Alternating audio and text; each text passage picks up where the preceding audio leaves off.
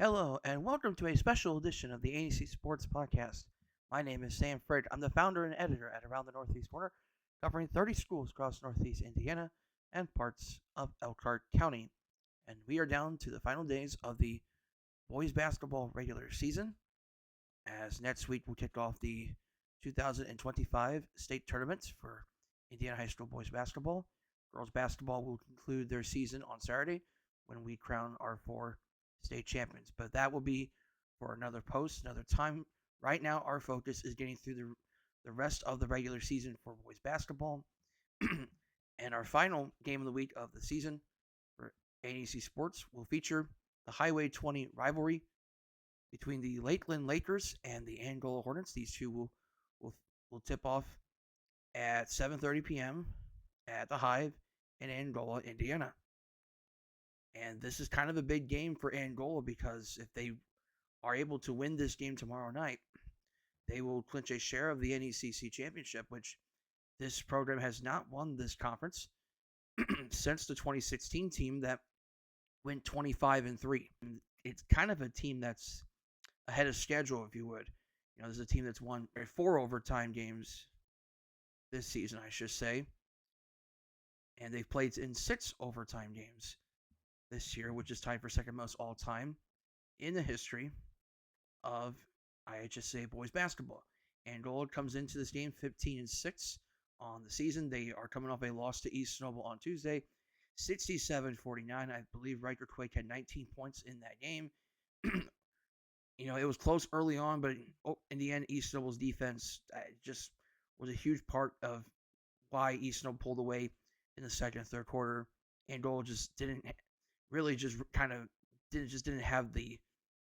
quite match East Snowball's intensity in that game. But that doesn't matter because Angola is still playing for a conference championship, and they got a big matchup coming up against the Lakeland Lakers, as you can see on the conference standings. 8-1 in conference play is Angola. 7-2 in conference play is Lakeland. Unfortunately, Lakeland has been eliminated from the NECC race, so we will have new NECC champions. Lakeland will not be a part of that this year, as they were eliminated by the Central Noble Cougars, essentially, all things considered. And you look at Lakeland, they're 13-8 overall, 7-2 in conference play are the Lakeland Lakers.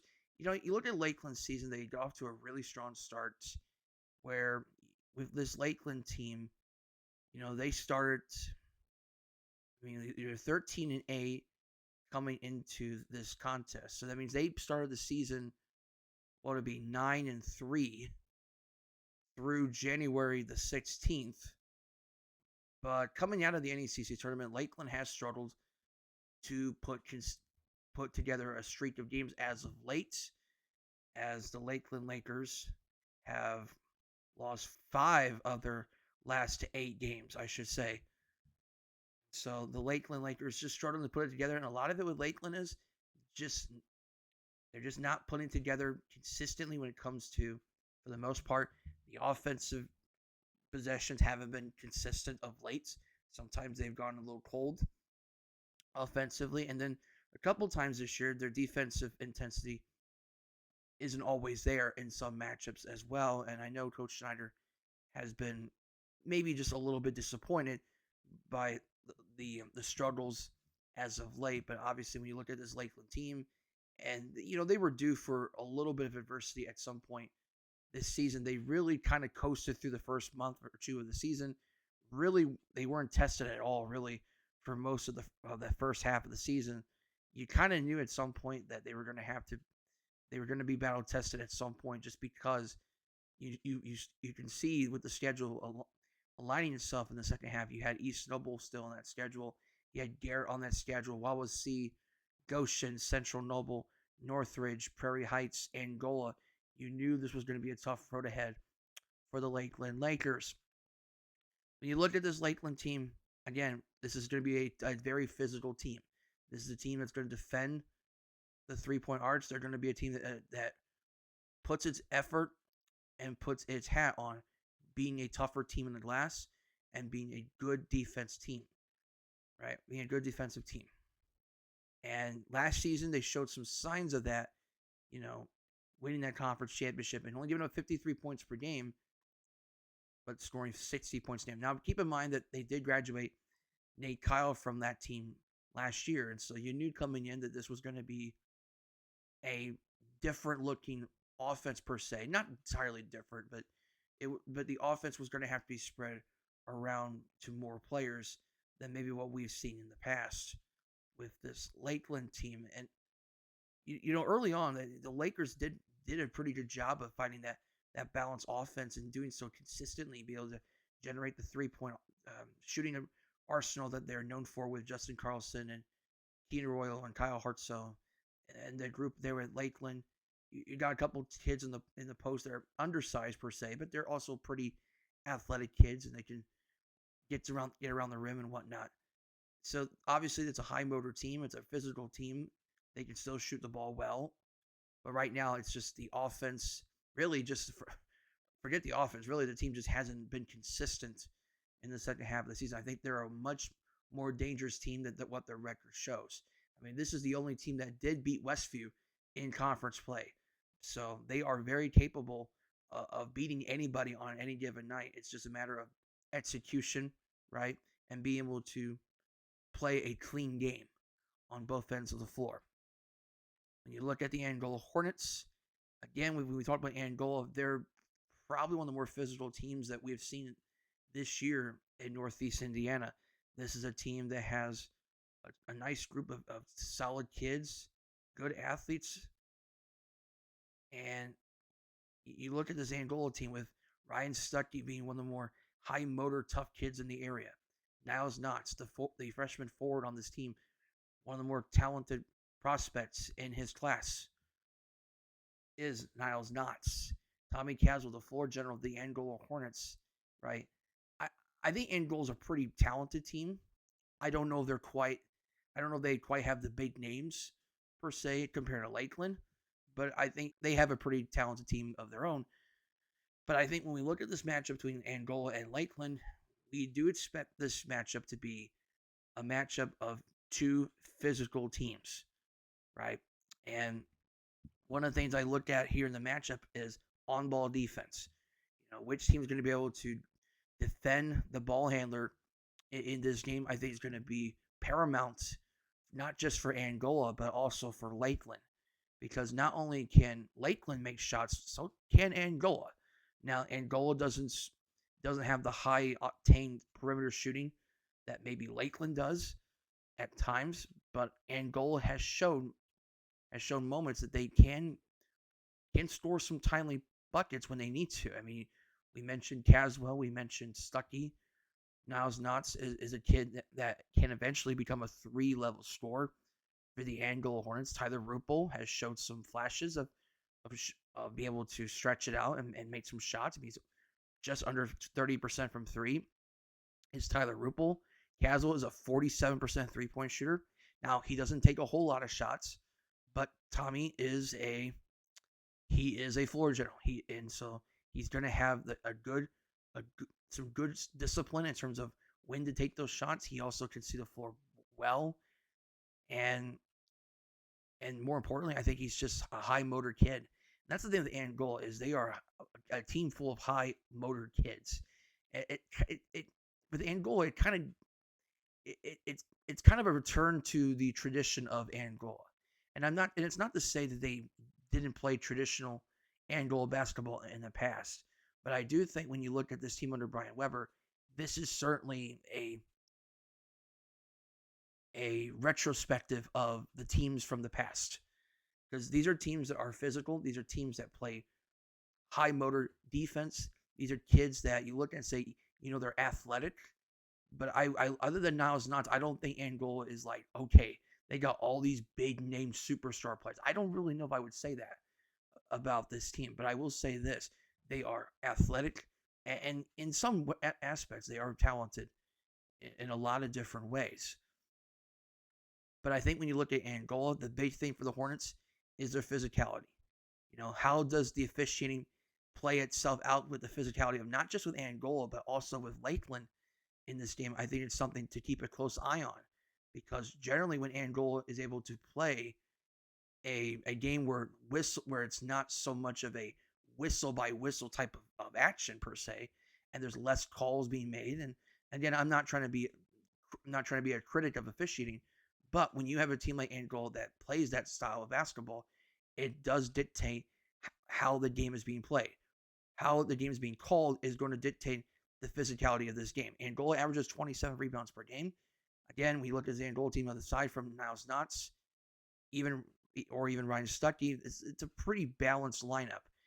Each one of them gets a pair of rebounds here, a pair of rebounds there, 10 assists per game.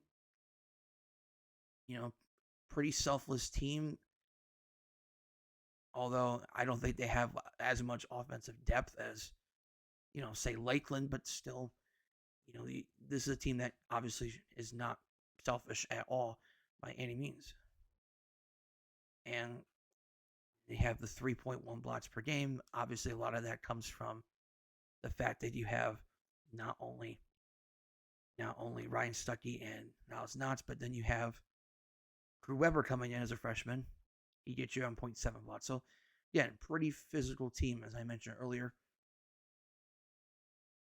Angola is a team that shoots 42% from the floor, 32% for three. They're pretty decent shooting three, but I don't think that's necessarily their game. Also, another guy that watches Landon Leach. He's a kid that can hit a pair of threes or three threes or more than that on a given game. As far as Lakeland's concerned, obviously the matchup against Knotts is going to be critical for Lakeland because Niles Knotts has pretty much been their MVP this year, offensively and defensively. So I look at, for Levi Cook, for instance, I think he would be a guy. I think he's one to watch for Lakeland as well as Keegan Merrifield. Can those two guys stay on the floor? I think is going to be critical for Lakeland.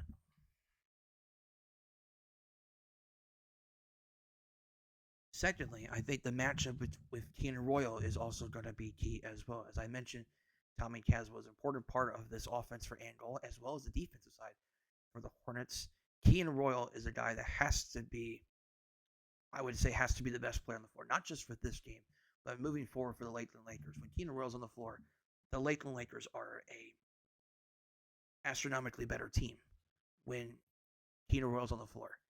And I have seen games this year where when a Royal is struggling with fouls, you can tell with Lakeland they just don't quite have that same I don't want to say swagger, but you can tell that the quality on both ends I think does go down a little bit without Keanu Royal. He has to be on the floor for Lakeland, not just with tomorrow night's game, but also with the sectional.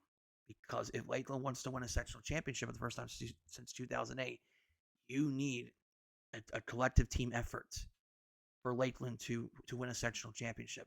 So for Lakeland, this game is not so much about beating Angola tomorrow night, but this is more about, can Lakeland showcase more of their potential for sectionals? Can Lakeland get out of their, I guess you can say, second half funk in an effort to try to, reset for the playoffs? Because I look at this sectional at Westview and I think, it's a winnable sectional because I think they can beat Westview. But I think it comes down to which Lakeland team will we see in postseason play. I think is going to be crucial for the Lakeland Lakers. So I think the matchups to watch here, I think Levi Cook or even Keegan Merrifield, whoever defends Niles Knotts the most, I think that is going to be one to really watch for this game for Lakeland.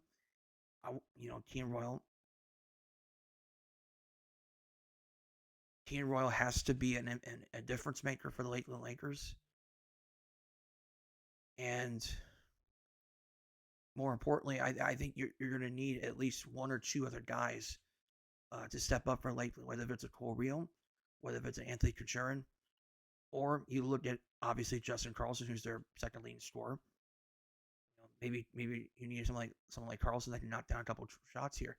I think how the game starts, I think, is going to be key for Lakeland. If this is a game where it's, Lakeland's up one or two possessions, or it's a tie game, or it's within reach, maybe Lakeland can say, hey, we're in this thing, but we're gonna try to play spoiler.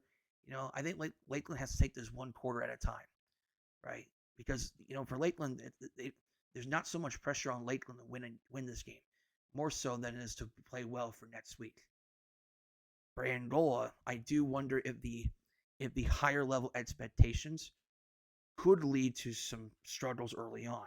Now, if this is a blowout for if it's a blowout where Angola's up by 20 points, maybe Lakeland's thinking about, hey, let's worry about preparing for next week. Maybe they don't play to the level we normally see of Lakeland, and they just kind of play it more safe. Again, what makes it so difficult about this matchup is because Lakeland has really nothing to play for in the NECC other than pride, right? The only focus Lakeland really has is the postseason. So the amount of anticipation for this game, I think, goes down a little bit because Lakeland is out of the conference race. Other than they can just play spoiler and knock off the Angola Hornets. But when it's all said and done, I think we'll be fascinated to see how both teams start off their game and whether Lakeland can at least build something for next week, so that that they can say, hey, we got through this slump. We're back and rolling. It's a new season. It's a new day, right? And if you look at the season series, 40-38 in favor of the Lakeland Lakers, which this series has been around since 1964-65. And early on, Lakeland dominated the series, and even in portions in the 90s and early 2000s, Lakeland had the edge for the most part, even though the games kind of went back and forth. And by that point in the 2000s, during the Tim Cirque years, Lakeland obviously had more of the championship success than Angola did, whereas Angola was more successful in the 90s, where they've won some sectional championships and conference championships, and then their lone regional came in 1999. Lately, however, it has been to Angola's favor in the series. Angola has won 11 of the last 13 meetings, and so Angola has the recent edge in the series. But Lakeland beat them last year by 2 points. 63-61 came at the buzzer on I believe it was a Tina Royal basket. I believe it was, and that's how Lakeland won their conference. Lakeland is going to want to get some bragging rights a little bit, and get some confidence for the playoffs. I think maybe the game doesn't matter as much, but obviously Lakeland wants to do well in something, right, going into the postseason. But I do think, even though Lakeland doesn't have much to play for, I do think they really, number one, they really want to beat Angola because of what happened because they want to make sure that they have those bragging rights, and they want to make sure they have some confidence going into the postseason. Whereas I know Angola wants to win that conference championship. They want to take that next step forward for the program, and I think Angola wants a little bit of payback from last year. So I think it'll be a fun matchup. I expect a good crowd at Angola. So coming up either tonight or Friday morning, I will share the keys to the game for both the Lakeland Lakers and the Angola Hornets. And from there, we'll see how the dominoes fall for that matchup, and then we'll prepare for the postseason. My name is Sam Frick. So long. Thank you for watching the NEC Sports Podcast. Please like this video and like the page NEC Sports on YouTube. Let people know that the NEC Sports is on YouTube. Also like our Facebook page at Around the Northeast Corner, and follow either Around the Northeast Corner and Sam Frick on Twitter/X. We're also on Instagram as well. Just look for NEC Sports or Around the Northeast Corner, and you will find us there. You can also follow the man himself, Sam Frick, the founder and editor at Around the Northeast Corner, for other additional content. This has been an Around the Northeast Corner presentation.